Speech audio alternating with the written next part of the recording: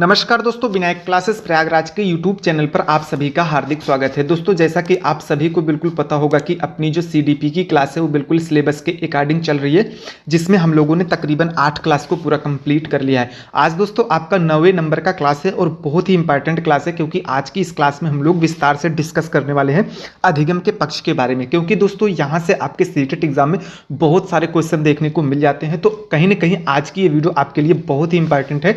तो आपसे सिर्फ एक ही गुजारिश है कि आप सभी लोग बिल्कुल पेपर और पेन के साथ बैठिए, ताकि जो भी आपको इंपॉर्टेंट पॉइंट्स मिलते जाएं उन्हें आप साथ साथ नोट डाउन करते जाएं, जिससे कि आपको एग्जाम के समय में रिवीजन करने में थोड़ी सी सहूलियत मिल सके।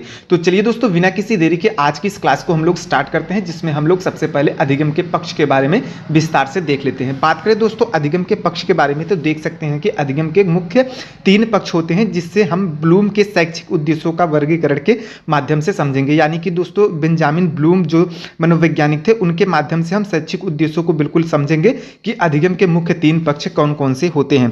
बात करें दोस्तों ब्लूम के शैक्षिक उद्देश्यों का वर्गीकरण को लेकर के, तो देख सकते हैं कि बेंजामिन ब्लूम जो कि एक अमेरिकी मनोवैज्ञानिक थे, जिन्होंने 1956 ईस्वी में प्रकाशित अपनी पुस्तक टेक्सोनॉमी ऑफ एजुकेशन ऑब्जेक्टिव्स में इस वर्गीकरण को दर्शाया है। यानी कि जो ब्लूम टेक्सोनॉमी के नाम से भी प्रचलित हुई है, वर्तमान में अगर इसकी बात करें तो शिक्षा जो है ब्लूम के वर्गीकरण पर ही आधारित है। जैसे एक अध्यापक पढ़ाने से पहले उस प्रकरण से जुड़े ज्ञानात्मक पक्ष, क्रियात्मक पक्ष एवं भावनात्मक पक्ष का चयन करता है। इसका मतलब यह है दोस्तों कि जो विद्यार्थी उसके होते हैं, उसके जो ज्ञान का अर्जन होता है वो किस तरीके से होता है, इसे ज्ञानात्मक पक्ष के अंतर्गत देखते हैं, और उसके क्रियाकलाप यानी कि प्रयोग किस तरीके से होते हैं उसे वो क्रियात्मक पक्ष के तहत देखते हैं, और उसके भावना यानी कि चिंतन सोच आदि कैसे होते हैं, ये सभी चीजें बिल्कुल एक जो शिक्षक होते हैं वो भावनात्मक उद्देश्यों के अंतर्गत देते हैं। यह सब ब्लूम के वर्गीकरण की ही देन है, जो कि निम्न है। इसके बारे में हम लोग विस्तार से पढ़ेंगे तो और भी सारी चीजें बिल्कुल आपको क्लियर हो जाएंगी। दोस्तों नंबर 1 पर बात करें ज्ञानात्मक पक्ष के बारे में, तो देख सकते हैं कि जो आपका ज्ञानात्मक पक्ष होता है वो कभी कभी आपसे एग्जाम में संज्ञानात्मक पक्ष करके पूछ लेता है, तो आप सभी लोग बिल्कुल भ्रमित हो जाते हैं। तो आपको बिल्कुल भी भ्रम में नहीं पड़ना है, ये दोनों नाम एक ही है। अगर आपसे ज्ञानात्मक पक्ष पूछे या फिर आपसे संज्ञानात्मक पक्ष पूछे तो आपको उत्तर बिल्कुल एक ही सही करना है। बात करें दोस्तों ब्लूम ने इसका वर्गीकरण जो है 1956 में किया था। यह बालकों के मानसिक क्षमताओं से संबंधित होता है, जिसे कि हम 6 भागों में बांटते हैं। जैसा कि मैंने आपको बता दिया कि बालकों ने किस तरीके का कैसा ज्ञान अर्जित किया है, ये सारी चीजें आपको ज्ञानात्मक पक्ष में देखने को मिल जाती हैं। बात करें नंबर 1 पर, तो देख सकते हैं कि नंबर 1 पर इन्होंने ज्ञान को सम्मिलित किया है, जिसमें आप देख सकते हैं कि बालकों को आंकड़े जानकारी को याद कराना, प्रत्यास्मरण आदि कराने का प्रयास किया जाता है। यानी कि दोस्तों ज्ञान के तहत जो है वो जो शिक्षक होते हैं वो बालकों को आंकड़े जानकारी को याद कराने का काम करते हैं, और प्रत्यास्मरण यानी कि कैसे चीजों को रिकॉल करना है, ये सारी चीजें कराने का प्रयास करते हैं। बात करें दोस्तों नंबर 2 पर, देख सकते हैं कि इसमें बालकों को ज्ञान कराया जाता है कि उसकी समझ को कैसे विकसित किया जा सकता है, यानी कि वो अर्थ को कैसे समझता है, समस्याओं की व्याख्या को कैसे करता है, ये सारी चीजें आपको बोध के अंतर्गत देखने को मिल जाती हैं। नंबर 3 पर देखें अनुप्रयोग, तो देख सकते हैं कि इसमें बालक द्वारा आत्मसात किए गए ज्ञान को परिस्थिति के अनुसार प्रयोग करना सिखाया जाता है, जैसे कि जांच करना, प्रदर्शित करना, गणना करना। यानी कि दोस्तों प्रयोग के माध्यम से ये सारी चीजें बिल्कुल छात्रों को सिखाई जाती हैं कि जो वो ज्ञान अर्जित किए हैं वो परिस्थिति के अनुसार उसे वो कैसे प्रयोग कर सकते हैं, वो कैसे उसे यूज कर सकते हैं। अब दोस्तों वहीं पर आप नंबर 4 पर विश्लेषण देख सकते हैं कि इसमें बालकों द्वारा आत्मसात किए हुए ज्ञान को भिन्न भिन्न भागों में अलग अलग करने की क्षमता होती है, ताकि उसके तथ्यों और निष्कर्षों को समझा जा सके। यानी कि दोस्तों इसमें मैं आपको बिल्कुल क्लियर बता दूं कि जो बालकों के द्वारा सीखा गया ज्ञान है वह अलग अलग क्षेत्रों में कैसे उसे प्रदर्शित करना है, इसकी क्षमता को देखी जाती है, और उनके तथ्य और निष्कर्ष को समझा जाता है कि आखिर वो कितनी चीजों को कैसे सीख पाए हैं। आगे नंबर पर बात करें तो देख सकते हैं कि आगे नंबर पर आपका संश्लेषण आ जाता है, यानी कि इसमें नए अर्थ पर जोर दे करके हिस्सों को जोड़ करके संपूर्ण बनाया जाता है। यानी कि कॉन्सेप्ट और रूल के आधार पर उनमें से कोई अपने अकॉर्डिंग कॉन्सेप्ट निकालना, जैसे कि तर्क देना, वाद विवाद करना, निष्कर्ष निकालना आदि जो है सम्मिलित होता है। यानी कि दोस्तों अगर इसको हम विस्तार से समझे तो इसमें कॉन्सेप्ट और रूल को बिल्कुल दे करके उनके अनुसार जो है चीज़ों को समझा जा सकता है कि बच्चे इससे कैसे अपने जो है अपने अकॉर्डिंग जो है वो कॉन्सेप्ट को निकाल रहे हैं, कैसे चीज़ों को समझ रहे हैं। अंत में दोस्तों आपका नंबर 6 पर आ जाता है मूल्यांकन, यानी कि दोस्तों इसमें बालकों द्वारा क्या क्या सीखा गया, कैसे सीखा गया, इन सभी चीज़ों का मूल्यांकन बड़े ही आसानी से किया जा सकता है। यानी कि आप देख सकते हैं कि इसमें बालकों द्वारा सीखे गए ज्ञान का मूल्यांकन किया जाता है कि बालक ने अब तक कितना चीज़ें सीखा हुआ है। तो देख सकते हैं कि यहाँ पर जो इनके ज्ञानात्मक पक्ष थे उनसे सारी चीज़ें बिल्कुल आपकी क्लियर हो गई हैं। ये आपका 6 भागों में बांटा गया। तो अगर आपसे कभी क्वेश्चन पूछ ले कि जो ब्लूम साहब के ज्ञानात्मक पक्ष थे उसे कितने भागों में बांटा गया, तो आपको उत्तर में बिल्कुल सही करना है कि उसे जो है वो 6 भागों में बांटा गया। जबकि अगर आपसे ये चीज़ें पूछ ले कि इन्हें आप बिल्कुल एक क्रम से लगाइए, तो आप ये 6 पॉइंट बिल्कुल नोट डाउन कर सकते हैं, ताकि अगर आपसे क्रम से लगाने से क्वेश्चन बन जाए तो आप इसे क्रम से लगा करके क्वेश्चन को बिल्कुल सही कर दें।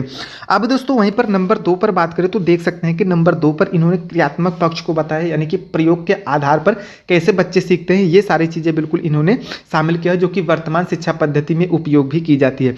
इसको अगर हम विस्तार से देखें तो देख सकते हैं कि इसमें वे पक्ष शामिल होते हैं जो बालक के क्रियात्मक पक्ष से संबंधित होते हैं। इसमें विभिन्न अंगों और मांसपेशियों की गतियों को किसी विशेष कार्य को करने हेतु विशेष प्रतिमान में संगठित और प्रशिक्षित किया जाता है। यानी कि दोस्तों जो उनके प्रयोग आधारित चीजें होती हैं वो सारी चीजें इस पक्ष के अंदर देखे जाते हैं। अर्थात दोस्तों देख सकते हैं कि इसमें बालक का जो शारीरिक हलचल यानी कि मोटर स्किल का क्षेत्र होता है वो सभी शामिल होता है।